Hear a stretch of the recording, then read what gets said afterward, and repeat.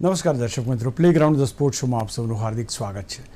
દોસ્તો, દરેકે દરેક ક્રિકેટરના જીવનમાં અથવા તો કોઈ પણ ખેલાડીના જીવનમાં કોચનું મહત્ત્વ બહુ હોય છે. અને ક્યાંક આપણે સચિન તેંડુલકરની વાત કરીએ કે રોહિત શર્માની વાત કરીએ તો ક્યાંક ને ક્યાંક એમના કોચિસના નામ એમની સાથે કનેક્ટ થતા હોય છે. એમને આટલા મોટા વ્યક્તિ અથવા ખેલાડી બનાવવામાં કોચનો ફાળો બહુ મહત્ત્વનો હોય છે. આજે એક વાર કોચ વિશે આપણે વાત કર્યું છે. લાડ સાહેબ જેમનું નામ છે કે જેમને તાજેતરમાં જ દ્રોણાચાર્ય એવોર્ડથી સન્માનિત કરવામાં આવ્યા છે. આ કોચ સાથે એમની સાથે ઘણી બધી વાતો કરવી છે. વાતો શરૂ કરીએ એ પહેલાં આવો નજર નાખીએ એક નાનકડા રિપોર્ટ પર. અત્યારે ક્રિકેટ હોય કે ટેનિસ, કોચિંગ એક સારા ખેલાડીને તૈયાર કરવા માટેનું અવિભાજ્ય અંગ છે. કોચ વગર ખેલાડી અધૂરો છે, અને તેમાંય ક્રિકેટ જેવી રમત કે જે કોસ્ટલી પણ છે અને સાથે જ ખૂબ મહેનત માંગી લે તેવી છે, ત્યારે સારા કોચનું હોવું જરૂરી છે. આજે આપણે એક એવા કોચ વિશે વાત કરીશું જેમનું નામ છે દિનેશ લાડ, કે જેમણે 2022માં ભારત સરકારે દ્રોણાચાર્ય એવોર્ડથી સન્માનિત કર્યા છે. અને ખાસ કરીને ભારતીય ક્રિકેટના સિતારા અને અનેક સિદ્ધિઓના માલિક એવા રોહિત શર્માના શરૂઆતમાં તેઓ કોચ રહી ચૂક્યા છે. તેમના હાથ નીચે શાર્દુલ ઠાકુર અને બીજા ઘણા ક્રિકેટર્સ તાલીમ લઈ રહ્યા છે. પણ તેમની એક પેશન છે. ભારતમાંથી નાના બાળકોને તેમની એકેડેમીમાં તાલીમ માટે બોલાવે છે અને તાલીમ આપે છે. તેમાં ગુજરાતના પણ ખેલાડીઓ છે, જેમાં અમદાવાદ, નડિયાદ અને અલગ અલગ જગ્યાના ખેલાડીઓનો સામેલ છે. તો આ ક્રિકેટ માટે સમર્પિત કોચની સાથે આજે આપણે કરીશું વાત. दिनेश जी, सबसे पहले तो गुजरात न्यूज़ में आपका बहुत स्वागत है. और जब हमने आपकी जो ये सब चीज़ें देखी, हमारे लिए तो खैर हम बरसों से क्रिकेट के साथ जुड़े हैं. कोच क्या होते हैं, कोच किस तरह से हमको भगाते थे, दौड़ाते थे, ये सब चीज़ें हमें बिल्कुल याद है. ये जो आपका पैशन है, मैं बाकी सब बातें भी करूंगा, लेकिन जो आपका पैशन है कि जो आप यंग टैलेंट को हंट करते हो और उनको फिर आप ट्रेन करते हो या तो खिलाड़ी बनाते हो, ये पैशन के बारे में मुझे बताइए पहले. पैशन ऐसे हो गए कि जब मेरी क्रिकेट की जर्नी स्टार्ट हो गई थी, मैं 10वीं के बाद में क्रिकेट मेरा स्टार्ट हो गया. नहीं, लेदर बॉल क्रिकेट में, टेनिस बॉल क्रिकेट गलियों में खेलता था.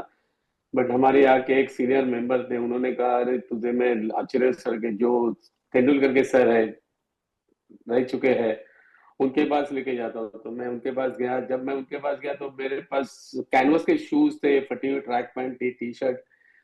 और जब ही मुझे पूछा आप क्या करते हो, तो मैंने कहा मैं बॉलिंग बैटिंग करता हूँ. तो मुझे देखा उन्होंने बॉलिंग बैटिंग करते हो, पहली बार लेदर बॉल से डाल रहा था, बट अच्छी बॉलिंग गिरी. सर खुश हो गए, बोले कल से आ जाना. दूसरे दिन मैं गया तो सेम कपड़े, वैसे कपड़े थे, कैनवस के शूज थे. उन्होंने कहा, पूछा मुझे ये शूज नहीं चलेंगे. मैं बोला सर मेरे पास तो नहीं है. तो उन्होंने कहा यार ठीक है. तो उन्होंने अपने पॉकेट से 400 रुपए निकाल के मुझे दिए और उन्होंने कहा कि आप शूज ले लेना अच्छे जाके. और तीसरे दिन मुझे उन्होंने कपड़े ला के दिए. यानी मेरा क्रिकेट जर्नी ऐसे स्टार्ट हो गया. उस वक्त मुझे पता है कि मुझे 7 रुपीज भी नहीं थे फीस भरने के लिए. तो जो मेरे गुरु ने किया था, जो मेरे गुरु आचार्य सर जो उन्होंने किया था, यानी मेरे जैसे बहुत सारे लोगों को उन्होंने फ्री कोचिंग दे रहे थे. और मैं तो अनएक्सपेक्टेडली मैं कोचिंग में आया. मेरा कोचिंग करने का कुछ ऐसा था ही नहीं.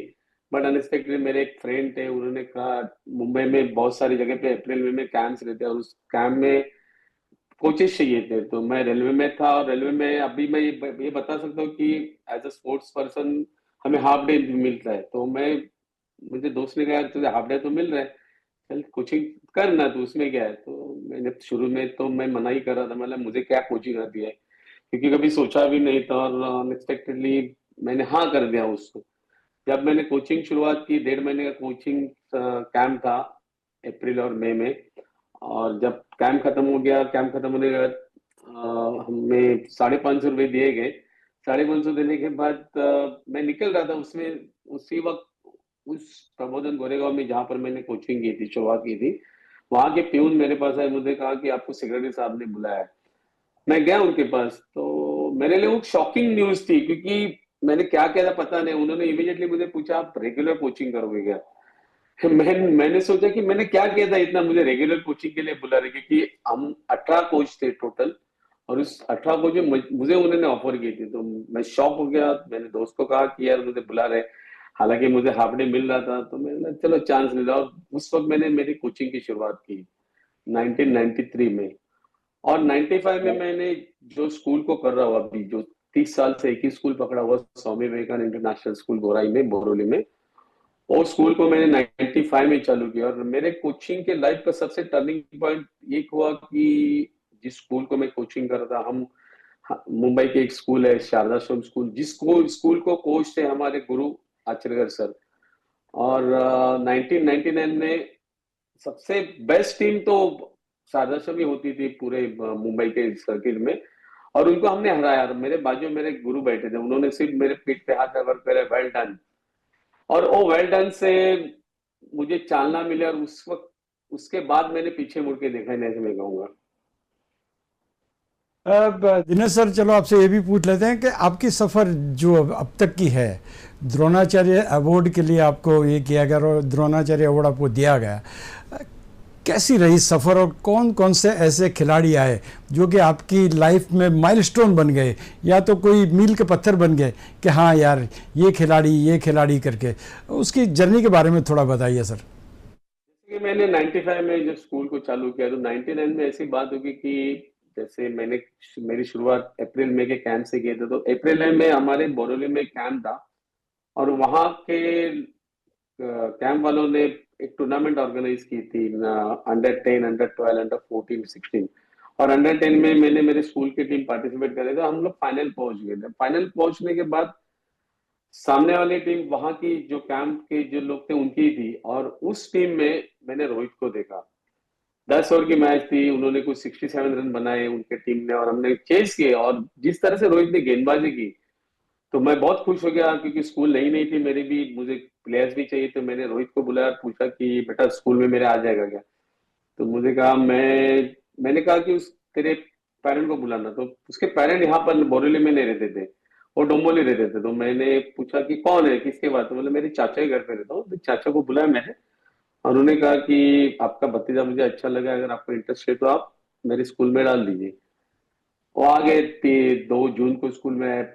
फॉर्म वगैरह लेने के बाद मुझे उन्होंने स्कूल की फीस पूछी। तो कुल स्कूल की फीस को 275 रुपीज थी। तो इमीडिएटली मेरे हाथ में फॉर्म दे दिया। और मुझे कहा, सर नहीं, हमको इतनी तो फीस हम लोग भर ही नहीं सकते, क्योंकि जिस स्कूल में जा रहे हैं 30 रुपीज फीस है। तो कुछ पता नहीं मुझे क्या लग रहा था, ये लड़का अपने स्कूल में होना चाहिए। तो मैंने फॉर्म लेके फिर मेरे ओनर के पास गया, हमारे स्कूल के ओनर के पास। उनको कहा कि ये इस लड़के का आपने एडमिशन तो करवाया, लेकिन मेरी एक रिक्वेस्ट है, उसको फ्री शिप दिया जाए। तो सर ने इमीडिएटली फॉर्म लेके उस पर लिखा ग्रांटेड फ्री शिप। और उसके बाद रोहित आ गया। Rohit as an off spinner आया था। 1 साल के बाद जब मैंने उसको नॉकिंग करते हुए, जब बैटिंग नॉक कर रहा था, तब मैंने बोला, अरे ये बॉल बैटिंग भी अच्छा कर ले रहा है। तो मैंने उसको नेट में बैटिंग करवाई। और जिस तरह से उसने बैटिंग की, तो हैरिसफील्ड की मैच थी अंडर 16 की, हालांकि वो 13 साल का ही था। तो उसने कोई 30-40 रन बनाए, अच्छे बनाए। तो हालांकि हम लोग मैच हार गए हो। जब गाइड शील्ड की टूर्नामेंट चालू हो गया अंडर 14 की, तो मैंने कहा कि उसे ऊपर बैटिंग देना चालू कर दिया। और जब मैच आई, तो मैच में मैंने कहा तू ओपन करेगा, तो बहुत खुश हो गया। खुश होने के बाद मैंने उसे ओपन को भेजा। और उस मैच में उसने 140 रन की पारी खेली। और उसके बाद रोहित शर्मा वर्ल्ड का बेस्ट बैट्समैन बना, ऐसे मैं कहूंगा। हालांकि सब लोग कहते हैं कि आपने उनको बनाया, मैंने किसी को बनाया नहीं। मैं सिर्फ, मुझे पता था ये बच्चे के अंदर कुछ तो टैलेंट है, उसको प्रमोट करना चाहिए। मैं प्रमोट करते गया, मैंने किसी को बनाया नहीं है।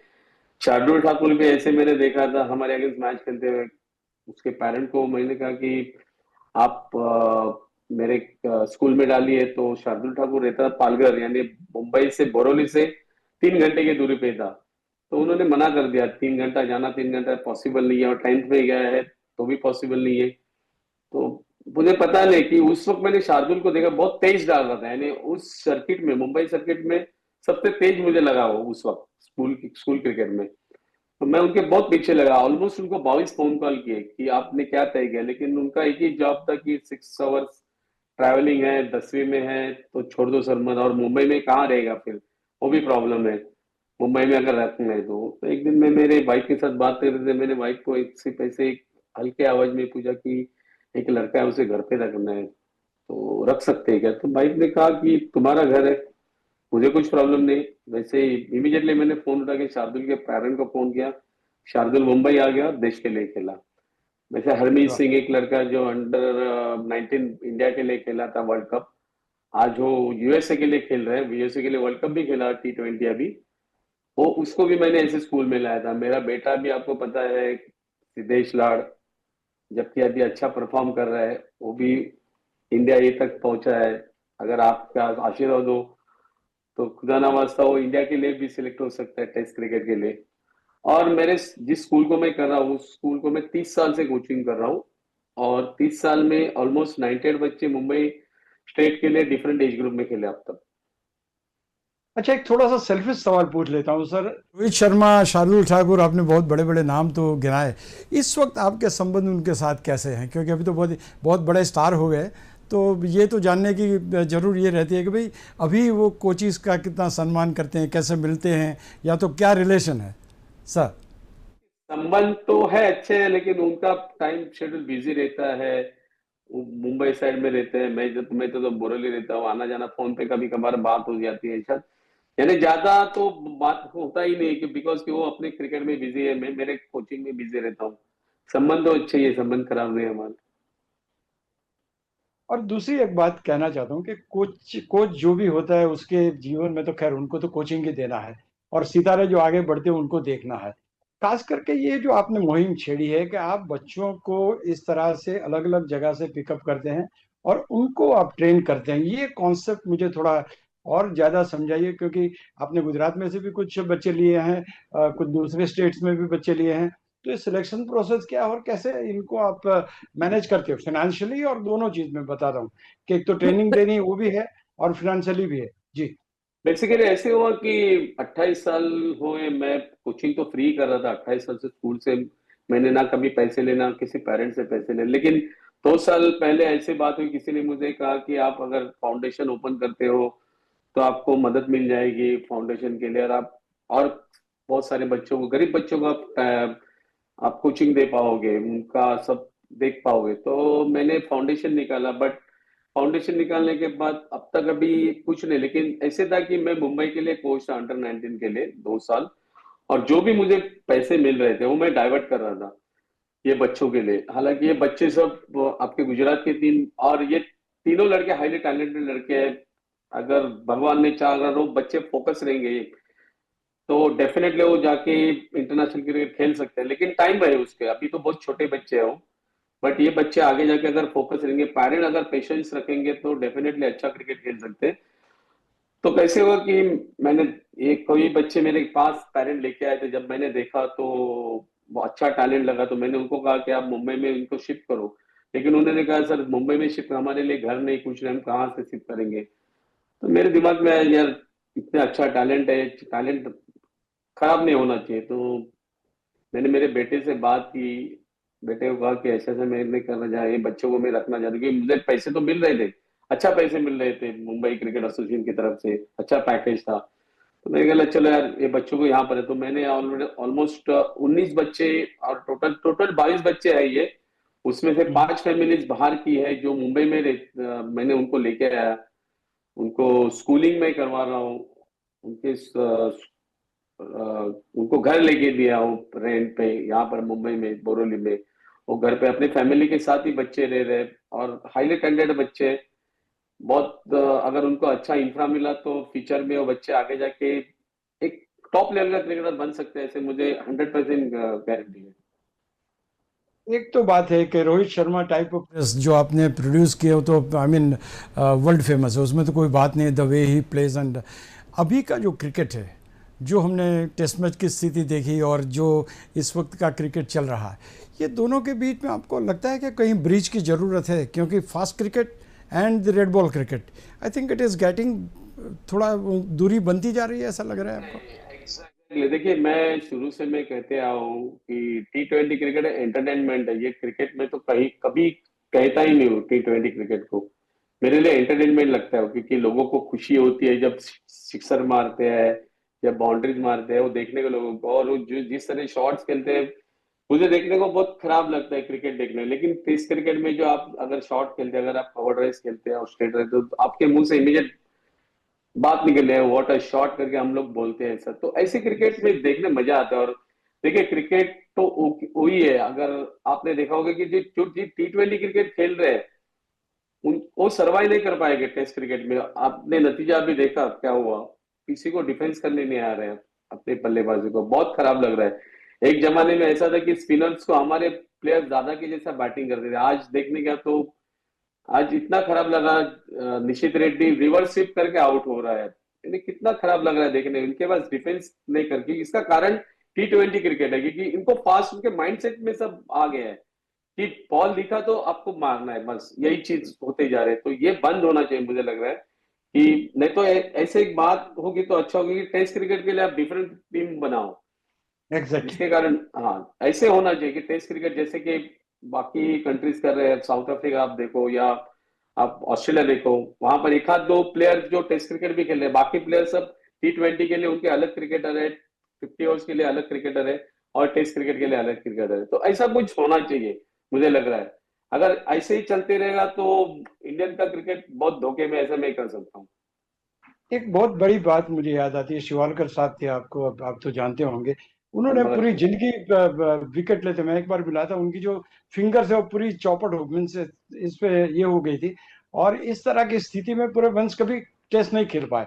लेकिन इस वक्त की जो स्थिति है, आईपीएल में आपने अच्छा खेला, आपने टेस्ट मैच में एंट्री मार ली, और जो खिलाड़ी 4 4 दिन 5 5 दिन तक जो रणजी ट्रॉफी के इतने सारे मैचेस के बाद मैचेस खेलते हैं, उनको लगता है कि थोड़ा they are getting dejected. Definitely definitely, because कि आपने देखा होगा कि आजकल T20 में आप अच्छा परफॉर्म डायरेक्ट टेस्ट टीम में आ रहे हैं, लेकिन जो रणजी ट्रॉफी में इतना परफॉर्म अच्छा कर रहे हैं, कितने बच्चे हैं जो अच्छा परफॉर्म कर रहे हैं, उनको कंसिडरेशन ही नहीं मिल रहा है, बहुत गलत हो रहा है। जैसे मैंने कहा ना कि टेस्ट क्रिकेट के लिए एक अलग टीम बननी चाहिए, जाने की सिर्फ टेस्ट क्रिकेट के लिए। वही जो अभी टेस्ट 4 4 दिन बहुत सारे बच्चे बैटिंग अच्छा कर रहे हैं, कितने 100 रन की पारियां खेल रहे हैं, 200 रन बना रहे हैं, उनको आप मौका ही नहीं दे रहे हो। और जो T20 क्रिकेट में अच्छा करे उनको आप मौका दे रहे हैं, बहुत गलत हो रहा है। ये होना नहीं चाहिए। तो मेरे हिसाब से अगर टेस्ट क्रिकेट की टीम अलग बनाएंगे तो हम लोग फिर से टॉप ऑफ द वर्ल्ड हो जाएंगे, ऐसे मुझे लग रहा है। हम फिर से लाड साहब के मिशन पे आते हैं। लाड साहब, यहाँ से स्काई इज द लिमिट, क्योंकि क्रिकेट एक ऐसा खेल है कि जिसके लिए जितना करोगे उतना कम है। क्या करना चाहते हैं, और क्या करना चाहते हैं क्रिकेट के बारे में, बच्चों के बारे में, छोटे बच्चों के बारे में, खास करके जो एडप्ट करके उनको जो आगे ले जाना चाहते हैं, जो मिशन है आपका, उसके बारे में और आगे क्या करना चाहते हैं यहाँ से? देखिए आगे तो ऐसे देखने गया तो मुझे अभी महाराष्ट्र सरकार ने मुझे एक जगह दी है बोरीवली में, यहाँ पर दहीसर में। बट वो जगह कैसे रेंटेड जगह है, और रेंटेड जगह के लिए मैं तो किसी से पैसे लेता ना कुछ नहीं लेता, तो मुझे थोड़ा प्रॉब्लम हो रहा है अभी। बिकॉज कि मुझे रेंट भरना है जगह का, मुझे मालिक का खर्चा है, देन मुझे वहां पर वॉचमैन है उनका खर्चा है, उधर पूरा ग्राउंड का मेंटेनेंस का खर्चा है, एक तो कोच रखे उनका खर्चा है, ये बच्चों का भी खर्चा है। तो थोड़ा मुझे दिक्कत आ रही है, क्योंकि मैंने मुंबई क्रिकेट छोड़ने के बाद मेरा सोर्स ऑफ इनकम बंद हो गया है अभी। तो मैं चाहता हूँ कि आपके माध्यम से मैं कहना चाहूंगा कि अगर मेरे फाउंडेशन को अगर कोई सपोर्ट करेंगे तो मुझे अच्छा लगेगा, क्योंकि हाईली टैलेंटेड बच्चे हैं। मैं 100% गारंटी, क्योंकि मैंने आज तक जो बच्चे देखे वो टॉप लेवल के क्रिकेटर ही बने अब तक। रणजी ट्रॉफी बन खेले हैं, एज ग्रुप क्रिकेट अच्छा खेले है। तो मैं चाहूंगा कि ये बच्चों का अगर इंफ्रा अच्छा मिला तो फ्यूचर में इसमें से 22 में से 8 से 9 बच्चे, पता नहीं, बट मैं गारंटेड कह सकता हूँ कि इंटरनेशनल क्रिकेट खेल सकेंगे फ्यूचर में, अगर वो फोकस रहेंगे तो। अच्छा, अब ये एक सवाल ये भी पूछ लेता हूँ कि जो इस वक्त आपके साथ जो बच्चे खेल रहे हैं, I am not talking about the kids, I am talking about the Ranji level और ऑल दैट, कौन से ऐसे खिलाड़ी है कि जो आप ये कह सकते हैं कि हाँ भाई ये इंडिया खेल सकता है, या तो ये आईपीएल तक खेल सकता है? अभी तो बच्चे हैं वैसा। एक सुवेद पारकर करके लड़का था जिसने डेब्यू में 252 रणजी ट्रॉफी में किए थे, बट अनफॉर्चुनेटली लास्ट ईयर उसका थोड़ा परफॉर्मेंस खराब हो गया तो उसको इस मौका नहीं मिल रहा है। बट वो लड़का एक मुझे हाईली टैलेंटेड लगता है। बहुत सारे बच्चे हैं, हालांकि मैं मेरे बेटे के बारे में बोलना गलत होगा शायद से, मुझे लग रहा है। बट हाँ, मेरा बेटा भी उस टेस्ट क्रिकेट के लिए एक हाईली कंटेंडर लड़का है। बिकॉज आपने देखा होगा ये साल उसने 5 मैचों में 300 किए, एक 80 रन बनाए हैं। और आपको तो पता है कि उसे क्राइसिस मैन कहा जाता है कि जब जब मुंबई का प्रॉब्लम होता है, मुंबई 40 पे 3 विकेट, 50 पे 4 विकेट, 100 पे 5 विकेट, इस वक्त वो उसने 100 बनाए अब तक। और मुझे पता है कि 3 या 4 साल पहले the great Sunil Gavaskar sir ने भी उसके बारे में एक आर्टिकल लिखा था कि सिद्धेश लाड को अब अमूल बुजुर्गदार मत कीजिए, क्योंकि सिद्धेश का इंडिया ए के लिए भी चयन नहीं हो रहा था उस वक्त। गावस्कर सर ने बहुत उसके लिए बात की थी। चलिए, क्योंकि ये तो मैं फिर से डेफिनेटली आपके साथ कनेक्ट करूंगा और ये बात भी करूंगा। थोड़ा सा शॉर्ट में, शार्दुल ठाकुर, रोहित शर्मा, वे अहेड क्या दिखता है आपको? देखिए, रोहित तो मैंने कहा ना कि शुरू में जब रोहित ने T20 क्रिकेट में जब रिटायरमेंट ली थी, तभी मैंने कहा था बहुत सारे चैनल को कि उसने रिटायरमेंट ली, अच्छी बात है, क्योंकि पास क्रिकेट है। उसके बाद वर्ल्ड टेस्ट चैंपियनशिप थी और 2027 का वर्ल्ड कप था। तो मैंने उस वक्त कहा था कि ये दोनों उसको जीतना है, क्योंकि धोनी के बाद उसको बनना था कि उसके हाथ में वर्ल्ड कप देखना है 50 ओवर का, then world test championship. But unfortunately हम लोग वर्ल्ड टेस्ट चैंपियनशिप के बाहर गए और उसके बाद उसने रिटायरमेंट ली। बट अब तक उसने शार्दुल, सर शार्दुल कहाँ तक जा सकता है? शार्दुल का तो अभी और 1 आध साल में उसका मालूम पड़ेगा वो कहाँ तक अभी जाता है। अभी उसका एज फैक्टर भी फास्ट बॉलर के लिए तो फिटनेस चाहिए, वो फिट तो है, लेकिन अभी वो अच्छी गेंदबाजी कर रहा है। अभी रणजी ट्रॉफी में भी अच्छा परफॉर्म कर रहा है, गेंदबाजी कर रहा है। लेकिन शार्दुल को और 2 साल शार्दुल खेल सकते हैं अच्छा cricket. Okay sir, Dinesh Lad sir, thank you so much for joining, क्योंकि definitely I will join you again. I am keeping my fingers cross very soon, और हम इसके बारे में और ज्यादा बात करेंगे। Thank you so much for joining and guiding us. Thank you. Thank you, thank you, thank you. તો દોસ્તો આ હતો આજનો કાર્યક્રમ। આ કાર્યક્રમમાં ક્યાંક એમ લાગે છે કે એક કોચનું કામ શું હોય છે, એના ઉપર કેટલા પ્રેશર હોય છે। ભલે આપણે કોચ વિશે બહુ સામાન્ય રીતે ટીકા કરી દેતા હોય, પણ એના માઇન્ડમાં શું ચાલતું હોય છે માત્ર કોચ જાણતો હોય છે। ફરી મળીએ ત્યાં સુધી અશોક મિસ્ત્રીને રજા આપશો। નમસ્કાર।